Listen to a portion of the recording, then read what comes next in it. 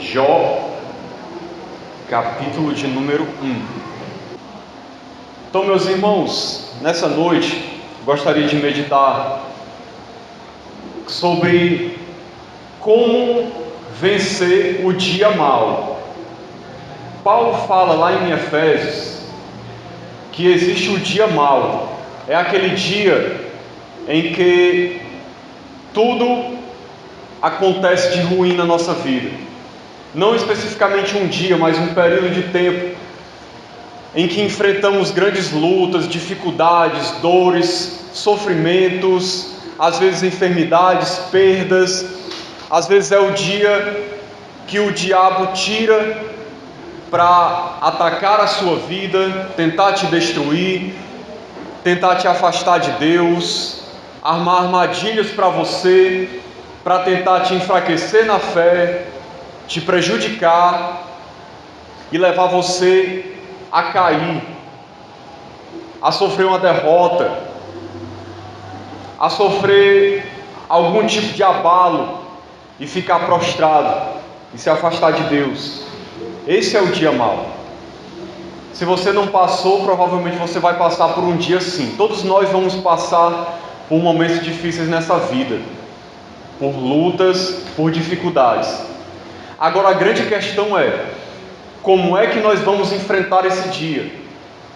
Como é que nós vamos nos comportar? Que atitude nós vamos ter em relação ao nosso Deus? É sobre isso que eu gostaria de meditar nessa noite, irmãos. E é por isso que a gente vai ler aqui no livro de Jó, porque nós vamos ver, como vocês conhecem a história, muitos de vocês conhecem, Jó sofreu muito, mas não foi pouco não, foi muito. E muitos de nós aqui, talvez, se passasse por essa situação, não suportaria, não aguentaria. Mas nós temos muitas coisas que nós podemos aprender com o que ele passou, para que a gente possa vencer as nossas lutas e estar de pé diante de Deus. Então vamos ler, capítulo 1, aqui a partir do versículo 1. A palavra de Deus diz assim: havia um homem na terra de Uz, cujo nome era Jó, homem íntegro e reto, temente a Deus e que se desviava do mal. Primeira coisa que eu gostaria de meditar com os irmãos, que Jó era um homem extremamente temente a Deus. O que significa isso? Ele procurava viver em obediência, procurava viver uma vida reta, procurava agradar ao Senhor, procurava ter uma vida santa, procurava viver em comunhão com Deus, agradar ao Senhor de todo o seu coração. É isso que o texto deixa muito claro. Ele era um homem íntegro e reto, temente a Deus e que se desviava do mal. Ou seja, ele era um homem irrepreensível, como diz a palavra de Deus. Não que ele era perfeito, mas alguém que é difícil você conseguir apontar um erro, porque vivia uma vida que era difícil de repreendê-lo. Isso aqui é uma vida irrepreensível. É bom a gente compreender isso, porque tem pessoas que pensam que Jó sofreu tudo aquilo que ele sofreu porque ele estava em pecado, porque não tinha fé, porque tinha feito alguma coisa contra Deus. Inclusive, os seus amigos, entre aspas, quando apareceram depois de toda a tragédia que ele sofreu, o que eles mais faziam era acusar Jó e dizer que ele estava em pecado, e mandavam ele confessar o seu pecado. Falavam mais ou menos assim: Jó, pede perdão a Deus, reconhece teu erro, reconhece o que você está fazendo de errado, porque para você estar sofrendo desse jeito, você deve merecer, você deve ter feito alguma coisa para merecer isso, senão Deus não ia deixar você passar por uma situação dessa. Mas nós vemos claramente na palavra de Deus que não era esse o caso. Jó era um homem exemplar, como poucos. Ele era um homem íntegro e reto, temente a Deus e que se desviava do mal. Então tudo que ele sofreu não é porque ele era um pecador. E aí, irmãos, nós aprendemos uma coisa interessante. Não é porque a pessoa serve a Deus que isso significa que ela nunca vai passar por lutas e dificuldades. Muitas pessoas têm esse conceito errado hoje em dia, de achar que porque ela está com Deus, todos os problemas vão sumir e ela vai viver uma vida que é um mar de rosas, que ela não vai sofrer, que ela não vai ter mais lutas nem dificuldades. Esse falso evangelho tem sido pregado hoje por muitas igrejas. Você com certeza já ouviu igrejas que pregam: venha para cá e pare de sofrer, Deus vai solucionar todos os seus problemas, Deus vai acabar com todas as tuas tribulações e sofrimentos. Se você vier para cá, entrar nessa igreja, pode ter certeza que a sua vida vai sempre ser uma vida tranquila, sem problemas, nem lutas, nem dificuldades. E essa é uma grande mentira, irmãos, porque muitos servos de Deus, durante toda a história, sofreram coisas terríveis, lutas enormes, grandes tribulações e sofrimentos, dores quase insuportáveis, e eram pessoas que viviam na presença de Deus e agradavam a Deus. Então a gente precisa entender que nós vamos ter aflições nesse mundo. Não pense por nenhum momento que porque você está em Cristo, isso significa que você não vai ter aflições. Porque se você pensar isso, quando a aflição chegar na sua vida e o problema, você vai se decepcionar com Deus, achando que Deus não está com você, achando que Ele não está te abençoando, achando que você creu numa mentira e que Deus te abandonou. E é o que muita gente tem achado quando chega a luta e a dificuldade. Deus se esqueceu de mim, Deus me abandonou, Deus não está comigo. E não é bem assim. É óbvio que existem pecados que trazem consequências, que trazem sofrimentos. Às vezes nós sofremos por causa de pecado, por falta de sabedoria nas decisões que a gente toma, mas às vezes não é por nada disso. Às vezes você não sofre porque pecou, ou porque não teve fé, ou porque não teve sabedoria. Às vezes são realmente provações que Deus permite que a gente passe. Às vezes são ataques do inimigo e que Deus permite que aconteçam. Então essa é a primeira coisa que a gente aprende aqui. Que mesmo você sendo temente a Deus, pode acontecer de você passar por problemas terríveis. Não pense que Deus se esqueceu de você por causa disso, ou que Deus te abandonou. Então vamos continuando, irmãos. Para a gente compreender melhor, vamos pular aqui para o versículo 6, para a gente compreender o que aconteceu na vida de Jó.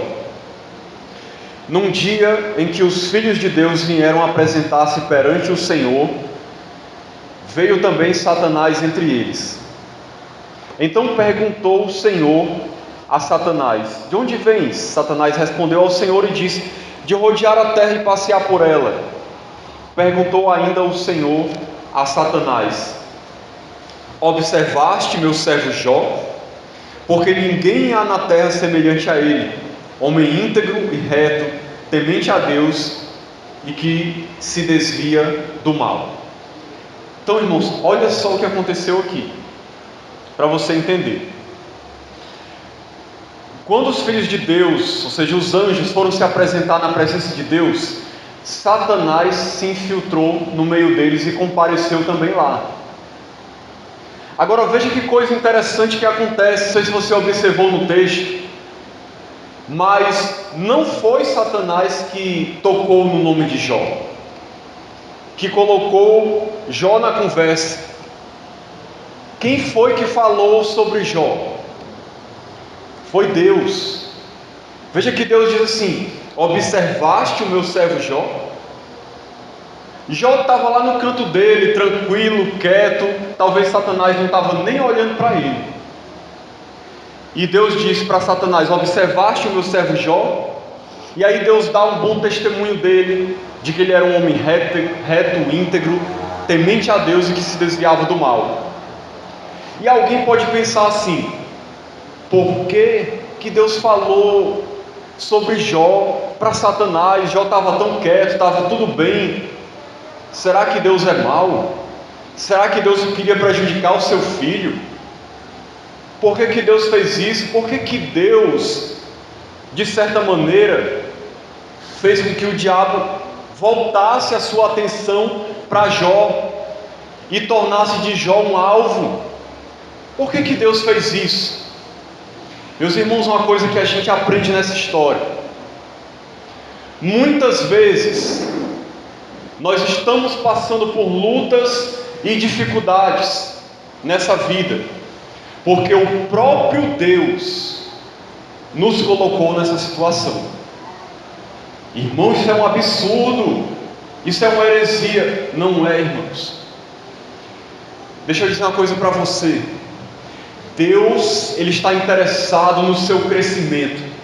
Deus está interessado em abençoar a sua vida. Deus está interessado em cumprir o seu propósito na sua vida. Deus, Ele quer te abençoar. E muitas vezes, irmãos, isso só pode acontecer por meio de lutas e tribulações. Entenda isso em nome de Jesus. Muitas vezes tem coisas na nossa vida que para Deus arrancar, e Ele precisa arrancar. Tem coisas que para Ele trabalhar, para Ele nos moldar, Ele precisa nos levar para o deserto, para a fornalha, para o meio da prova, para passar por uma situação dificílima, porque às vezes é o único jeito de Deus lapidar você e fazer com que você se torne aquilo que Ele deseja.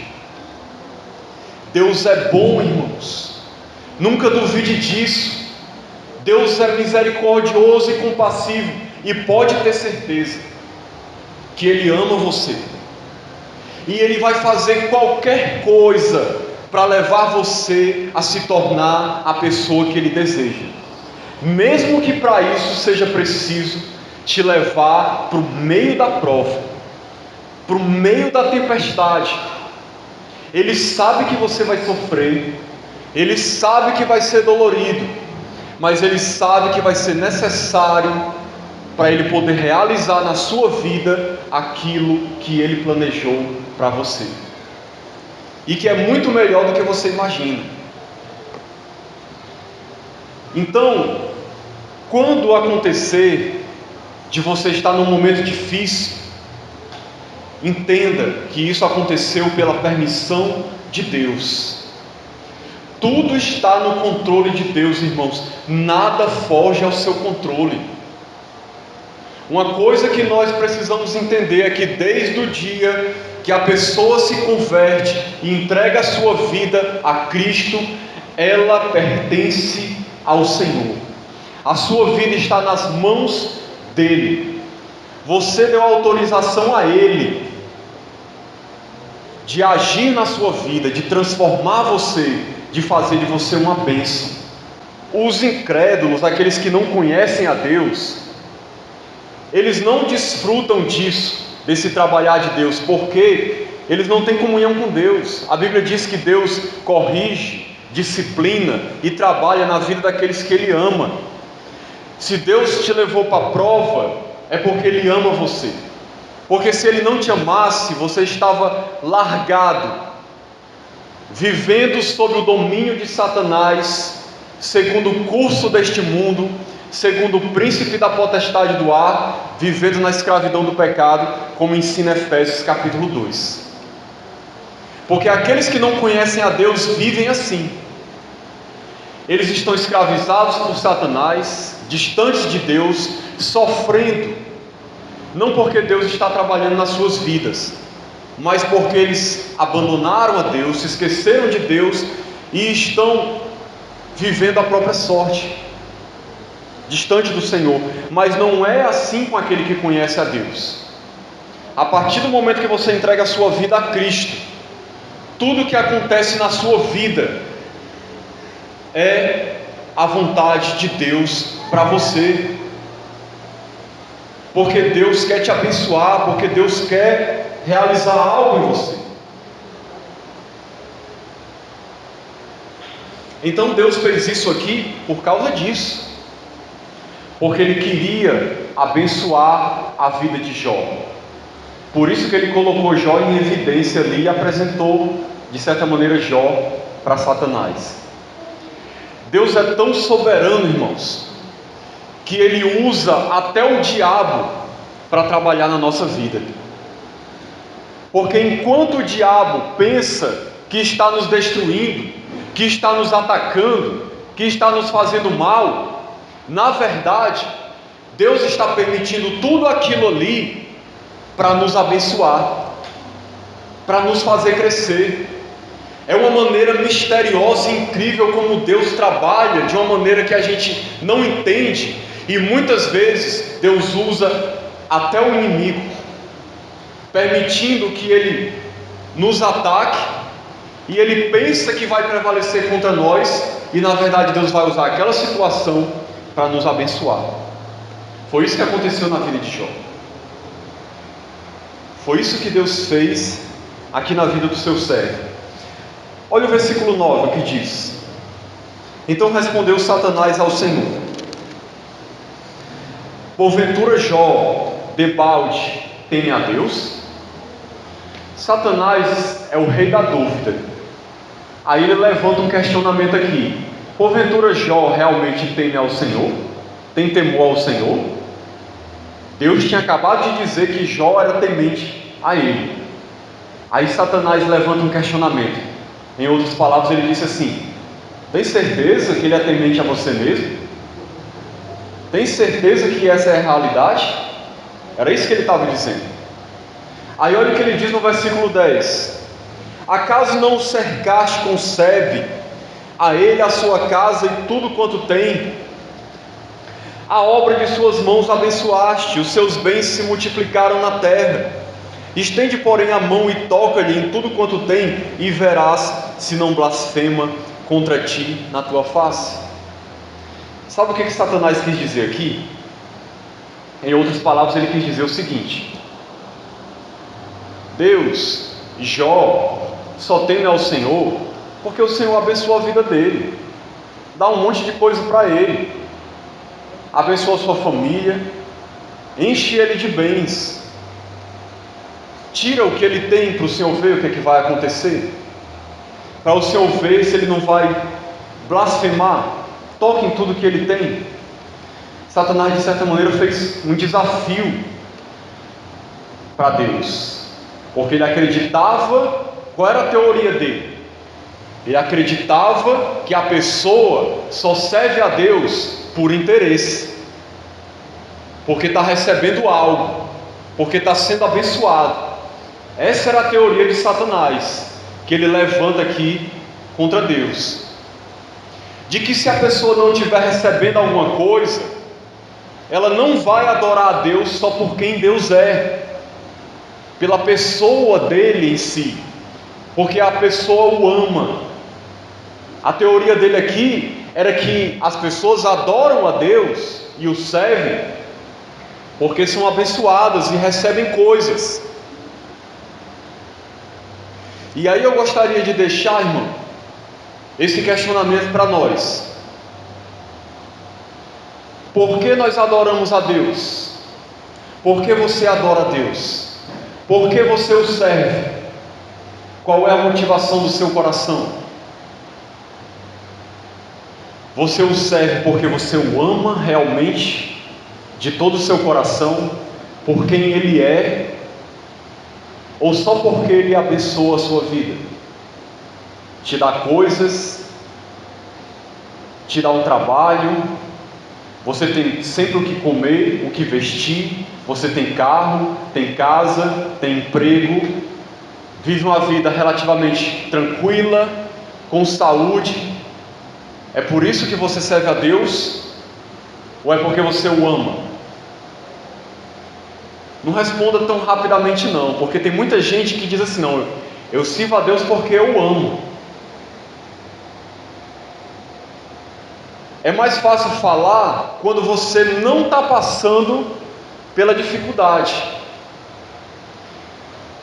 Agora a gente vai já ler aqui o que aconteceu na vida de Jó, e eu quero que você imagine se fosse você. Se fosse você, como você reagiria? Fique com essa reflexão no seu coração. Como você reagiria? Qual seria a sua atitude? Aí olha o que Deus disse para Satanás.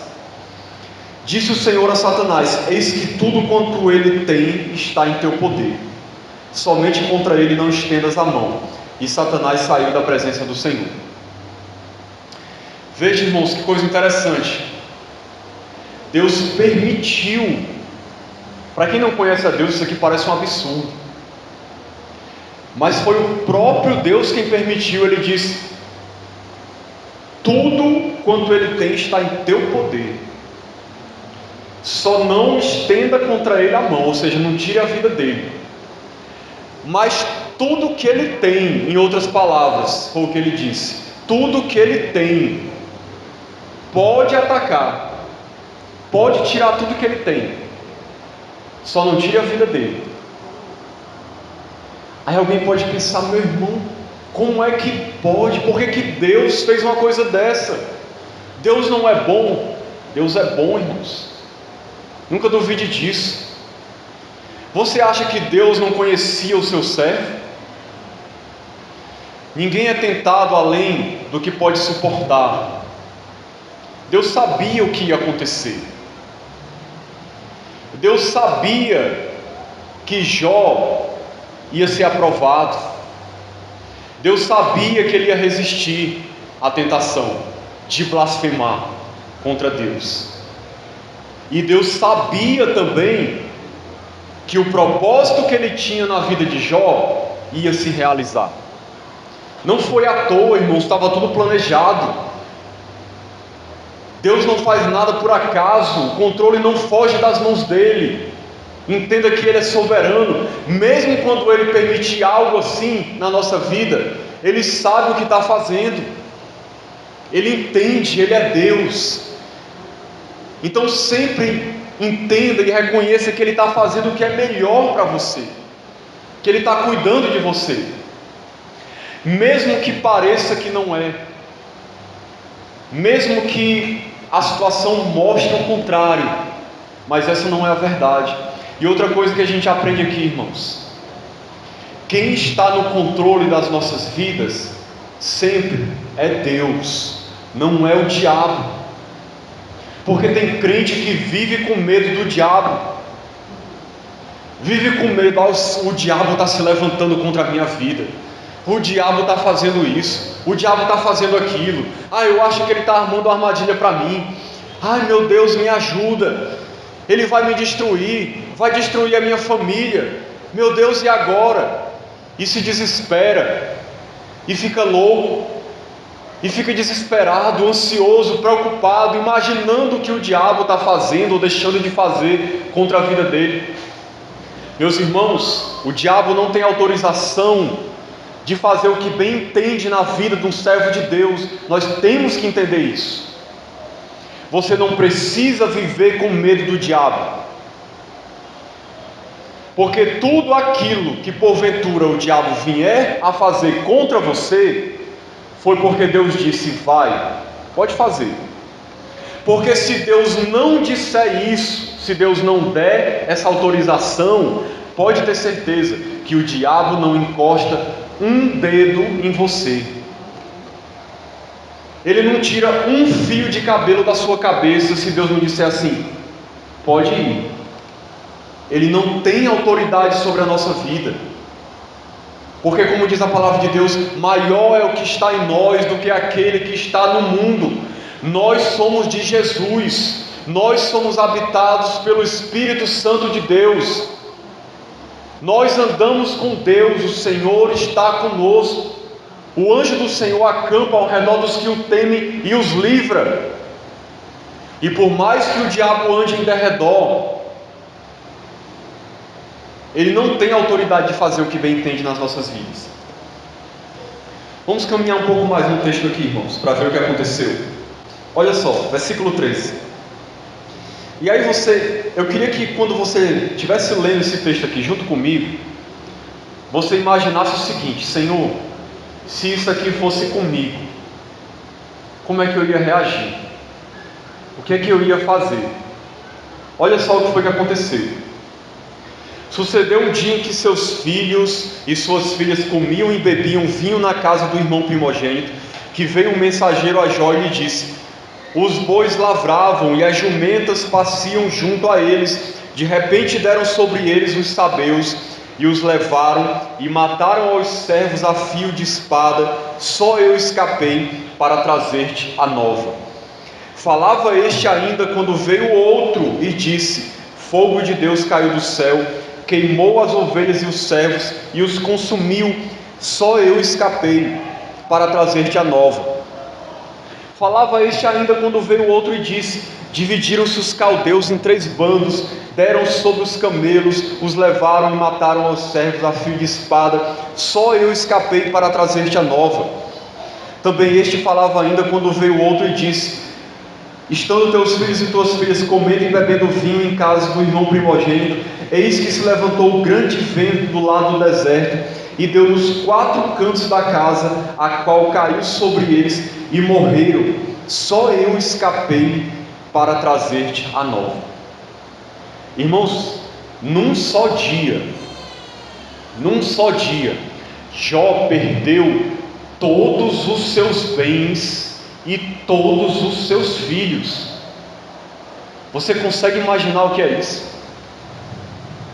Você já imaginou num só dia você perder o seu emprego, perder a sua casa, roubarem tudo que você tem, matarem toda a sua família? Deus nos livre disso, mas eu estou falando isso só para você imaginar o tamanho do sofrimento que esse homem passou. Você consegue imaginar isso se fosse você nessa situação? Para você ver como muitas vezes o momento da aprovação é quase insuportável, a dor é terrível, é gigantesca, só sabe quem passa. Agora olha a atitude de Jó. Então Jó se levantou, rasgou o seu manto, raspou a cabeça e lançou-se em terra e adorou e disse: nu saí do ventre de minha mãe e nu voltarei. O Senhor o deu e o Senhor tomou, bendito seja o nome do Senhor. Em tudo isto Jó não pecou, nem atribuiu a Deus falta alguma. Louvado seja o Senhor. Já pensou, irmãos, que essa atitude de Jó, ao invés dele blasfemar, ele adorou a Deus. Ele reconheceu que ele tinha vindo ao mundo nu, que ele não tinha nada, e que ele ia morrer sem nada se fosse o caso. E ele adorou o Senhor, como diz aqui, disse: bendito seja o nome do Senhor. E ele não pecou em nenhum momento. Irmãos, naquele momento, Satanás devia estar assistindo, torcendo, como muitas vezes ele faz na nossa vida. Você não vê, mas nós vivemos uma batalha espiritual, e muitas vezes você está sofrendo e está agonizando, e o diabo e os demônios estão assistindo aquilo ali de camarote, torcendo pela sua queda, torcendo para ver você blasfemar de Deus, torcendo para ver você murmurar e começar a dizer um monte de coisa contra Deus, e se desviar, chutar o pau da barraca, como se diz, jogar tudo para o alto e dizer: eu não quero mais saber de Deus, de igreja. De que adianta? Olha como é que está a minha vida. Olha o que é que eu estou passando. Como é que Deus permite uma coisa dessa? É assim que muita gente age. Mas, meu irmão, o que é que nós aprendemos com Jó aqui? No momento que você estiver sendo provado, tenha a atitude de, mesmo diante de todas as lutas e dificuldades que você estiver passando, em nome de Jesus, não deixe de adorar a Deus, não deixe de glorificar o nome do Senhor, não deixe de reconhecer o quanto Ele é bom, o quanto Ele te ama e o quanto Ele é digno de adoração, ainda que as coisas não estejam do jeito que você gostaria. Mas entenda que Deus está com você, Ele não te abandonou, Ele te ama, e por isso, dobre o seu joelho e glorifique o nome do Senhor com todas as suas forças. Não murmure, adore a Deus, faça o diabo sair envergonhado, não deixe ele se alegrar na sua vida, mas alegre o coração de Deus com a sua atitude. Você consegue imaginar o quanto Deus ficou feliz e orgulhoso quando olhou para o seu servo, e mesmo diante de toda aquela situação, vendo o seu servo prostrado e adorando a Deus, glorificando o seu nome? Que seja assim na nossa vida, irmãos. Quando você estiver sofrendo, ao invés de você se afastar, ore mais ainda, chore, se derrame na presença de Deus, agradeça a Ele por você ser salvo, por você ter Ele na sua vida, e o glorifique, o exalte com todas as suas forças. E quanto maior for a luta, adore mais ainda a Deus, porque Ele é digno, irmãos. E eu garanto para você que Ele está com você. Se você é filho de Deus e entregou a sua vida a Cristo, não importa o que aconteça, não importa a luta, ainda que seja a doença, ainda que seja o roubo dos seus bens, ainda que seja a morte de alguém, Deus está com você e Ele nunca vai te abandonar. Ele diz na sua palavra: eu nunca te deixarei, nunca jamais te abandonarei. Não duvide do caráter de Deus por causa das circunstâncias, porque as circunstâncias são passageiras. O choro pode durar uma noite, mas a alegria vem pela manhã. Assim diz a palavra de Deus. Pode ser que a sua luta dure um dia, pode ser que dure uma semana, pode ser que dure um mês, um ano, 10 anos, pode ser que você passe a sua vida toda lutando, mas eu digo uma coisa para você: um dia essa tormenta vai passar. Nós temos a certeza que a vitória é nossa, em nome de Jesus Cristo. Ainda que seja no dia da nossa morte, mas a tribulação vai passar, a luta vai passar, porque o Senhor está conosco, e a promessa dele para a sua igreja é de vitória, é de glória celestial, é de vida na presença de Deus, é de alegria eterna, é de paz verdadeira que nunca vai se acabar. Então tenha certeza disso. Um dia a sua luta vai passar. Eu não sei a data, mas ela está marcada no calendário de Deus para acabar. E um dia você vai ver que ela vai passar. Você vai estar na presença de Deus, e você vai ver como valeu a pena servir ao Senhor e ser fiel a Ele. Porque essa vida, irmãos, é passageira.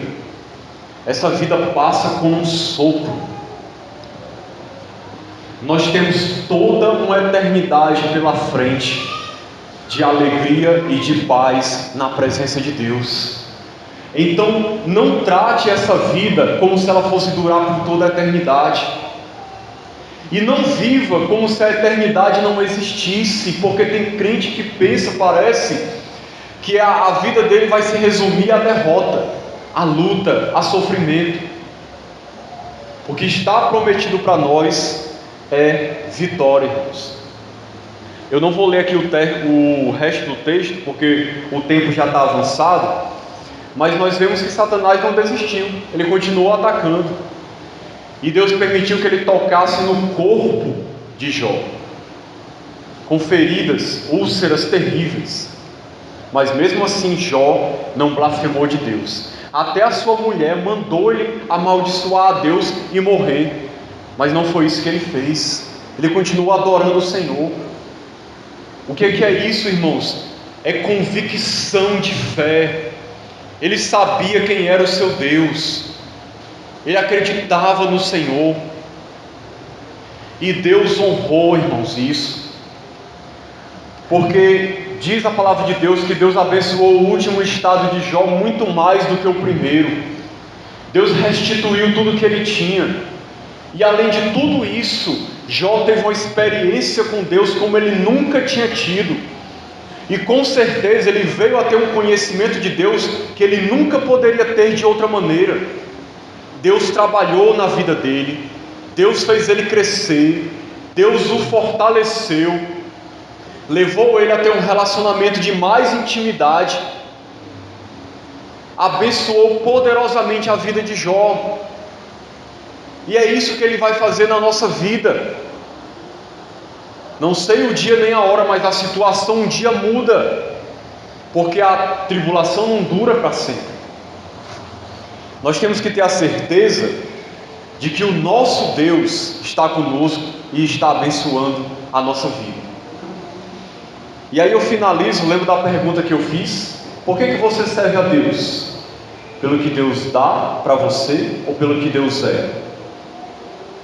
Jó mostrou para Satanás que ele servia a Deus pelo que Deus é, porque ele o amava, a pessoa dele, ainda que ele não tivesse nada, ele sabia que ele tendo Deus, ele tinha tudo.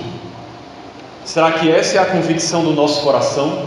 Será que se a gente perdesse tudo, a gente ainda ia adorar a Deus, acreditando que pelo fato de nós termos a Deus, nós temos tudo, e que não importa o que a gente perdeu, ainda vale a pena estar com o Senhor, na presença dEle? Porque essa é a grande questão dessa provação aqui. Por que nós servimos a Deus? É pelo que Ele nos dá ou pelo que Ele é? Então devemos servir a Deus pelo que Ele é, pela pessoa dEle. Porque aí, se você servir a Deus por isso, você pode perder qualquer coisa, você pode perder qualquer pessoa, pode acontecer o que for na sua vida, mas você sempre vai estar aos pés do Senhor, porque o seu coração vai estar nele, e não em outras pessoas, nem nas coisas, mas em Deus. Se o seu coração estiver nele, meu irmão, não há nada nesse mundo que possa fazer você perder a fé e se afastar de Deus. Então procure colocar o seu coração na pessoa de Deus, no que Ele é, porque aí não importa o que acontecer, você vai estar de pé na presença de Deus, e Ele vai estar com você sempre e vai abençoar a sua vida. Então que Deus nos abençoe em nome de Jesus. Amém. Vamos louvar ao Senhor. Queria chamar o Ministério de Louvor, não sei se tem algum cântico aí na agulha, e depois eu dou os avisos, faço a oração final e a gente vai para o ensaio. Eu não sei se já foi avisado aqui, mas o nosso pastor e a irmã Graça não estão aqui hoje porque o pastor foi pregar na igreja de Cascavel, a nossa congregação lá em Cascavel, que está sendo dirigida pela missionária Zilanda. Então vamos adorar a Deus.